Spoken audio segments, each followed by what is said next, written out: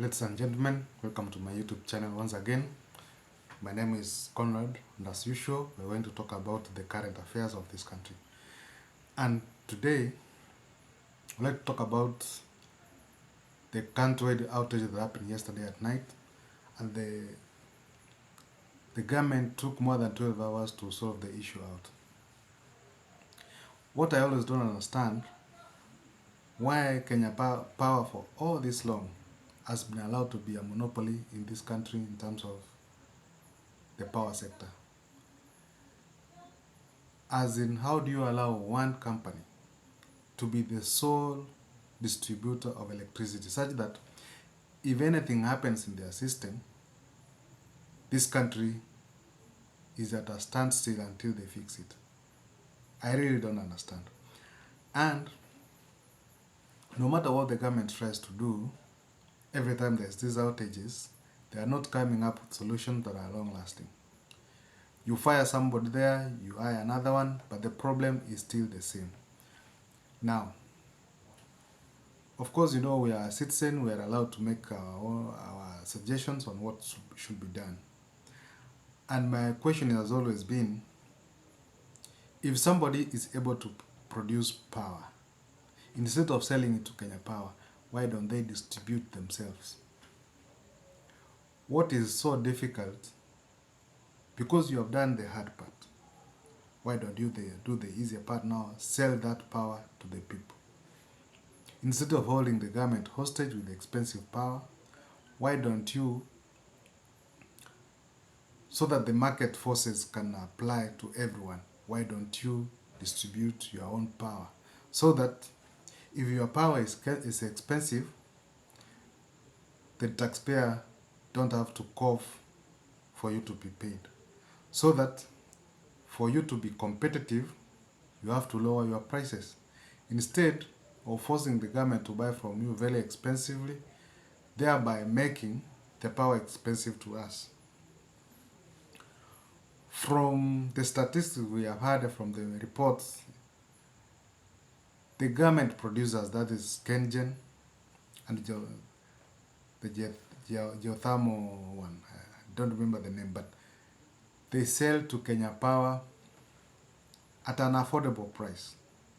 But because there are other producers who are private, who are selling it expensively, we can't have Kenyans buying electricity from Kenya Power.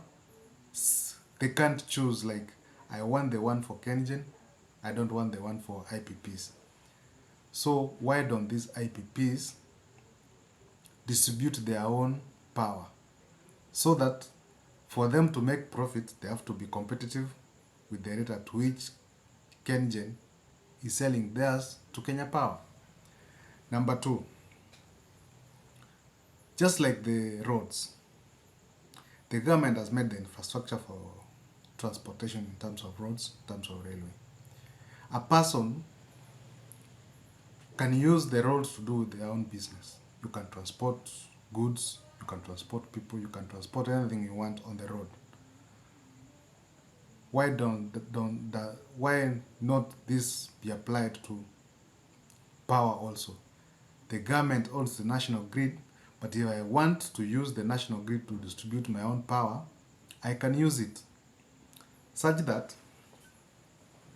if the Kenya Power system is down, somebody else's system is working through the national grid, so that at no certain point in this country that we're going to have an outage or a blackout the whole country, because there are so many distributors of electricity in this country. In that line, in case of anything, we have a leeway to connect to another system, so that we don't have a scenario where the country is on a standstill, people are losing business, people are losing billions of money because Kenya Power couldn't solve a problem that lasted more than 12 hours. The government need to look at how they solve the issue of the IPPs. Because the problem we are having today is because of them. The Kenya Power solely depends on people supplying to them power. And their system, in case it fails, because they are the only one who can distribute it to Kenyans, that means the country is on a standstill. We need to rectify that. The government need to have a situation where, if let's say in a county, especially let's say for instance, the northern part where there's solar, somebody can come up with a system to install power through the solar power such that a county like Mandera, a county like Wajir, a county like Isiolo, a county like Marsabit, a county like Samburu don't have to depend on the national grid. If those counties could have their own systems, they don't have to be connected to the national grid. So there's no congestion and you don't need to ration people countrywide, because half of the counties who live or who their land is where solar energy can be utilized. They don't have to depend on the national grid. And in any case, those counties have solars. The sun there is enough to sustain them, to even revolutionize and industrialize those areas, because they have huge tracts of land. There's no congestion in terms of people there. So you can have a setup where even hundreds of kilometers square can be used for solar energy production. By doing this, you have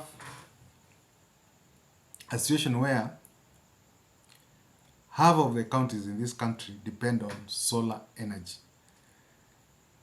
That means you have lessened the load of the national grid in terms of the amount of energy required to run this country, and it will reduce the costs to the consumer. Imagine where a whole county can be having their own system without depending on the national grid.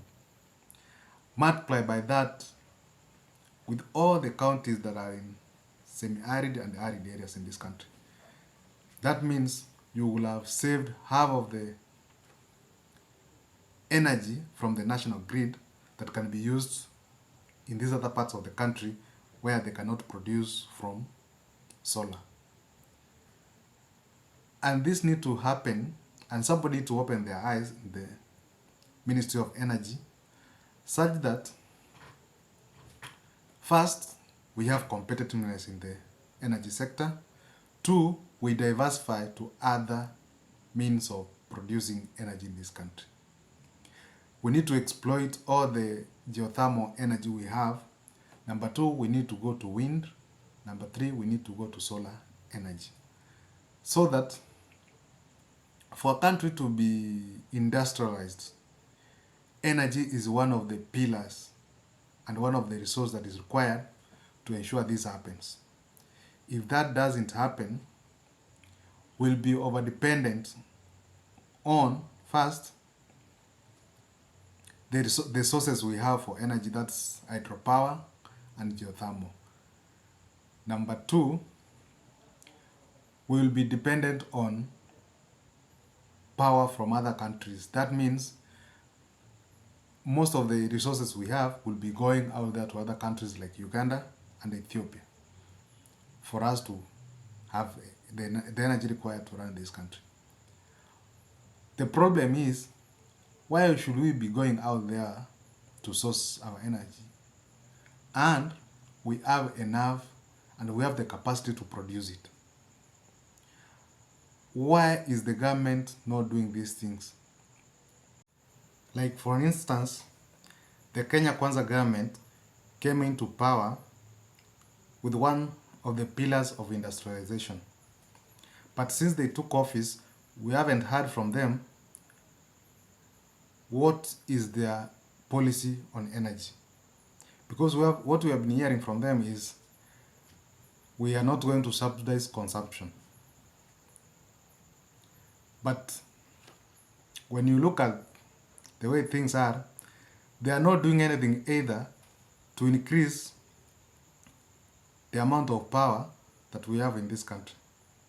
They are not tapping into geothermal energy. They are not tapping into solar energy. They are not tapping into wind power. What are they doing? It's like in terms of the energy sector, we are on autopilot. There are knee-jerk reactions each and every day. Like today, we had an outage in this country for 12 hours. 12 long hours. Imagine having a country that depends on energy, depends on Kenya Power to run their affairs, all these businesses and all these factories which depend on energy from Kenya Power being out of power for 12 hours. Businesses have lost money. Businesses have lost time. And time is money.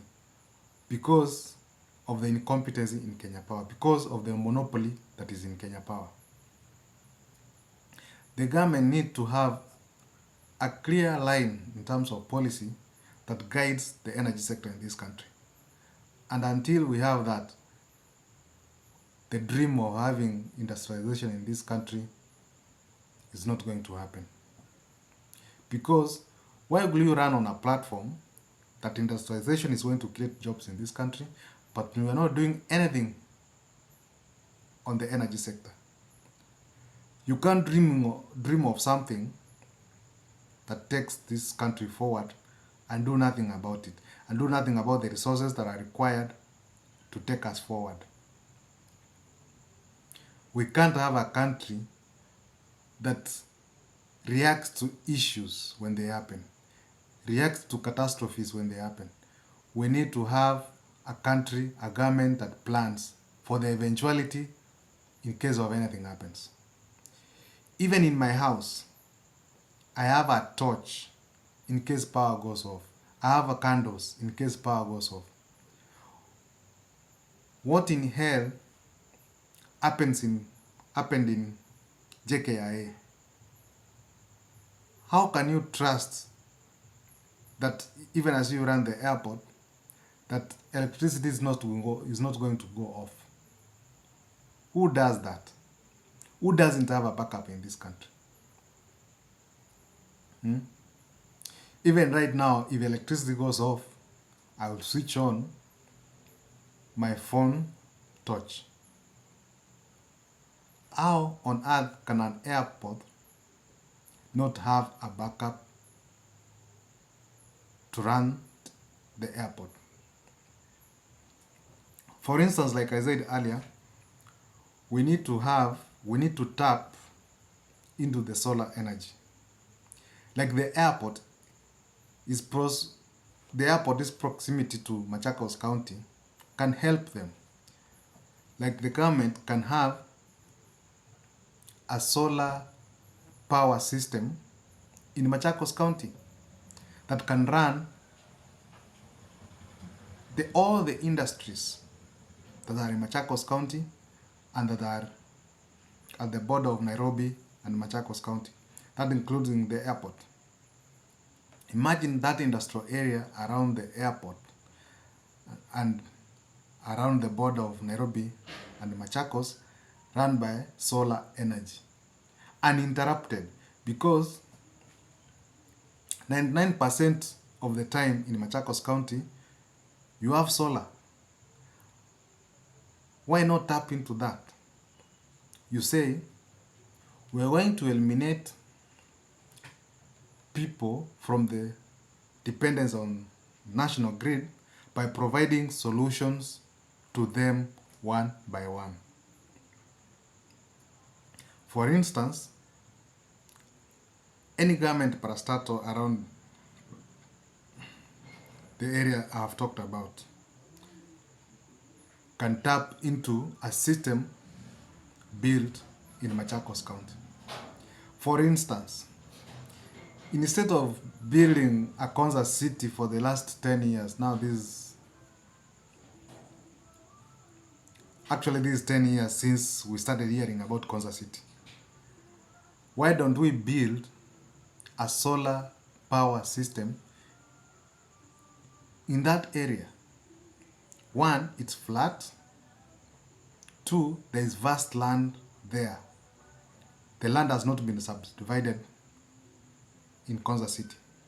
Why don't we set a solar system there that can help run all the industries that are surrounded in that area? That stretch can be catered for by solar system power. And we keep on eliminating this one by one. Especially counties. We can eliminate counties from the national grid depending on where they are. Sambur can be dependent on a solar system, a solar power system, wherever they are. They don't have to be connected to the national grid. Mandera don't need to be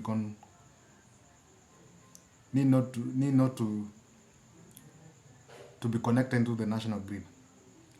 Wajir, Garissa, Makueni, Kitui, Samburu, Marsabit, Turkana, West Pokot, Baringo. Those counties, you don't need to connect them into the national grid. Including the counties in the former Coast Province, including Kajiado, including Narok. Those counties can depend on their own solar power system. By doing that, we will be lessening the burden on the national grid, and that power can be used somewhere else.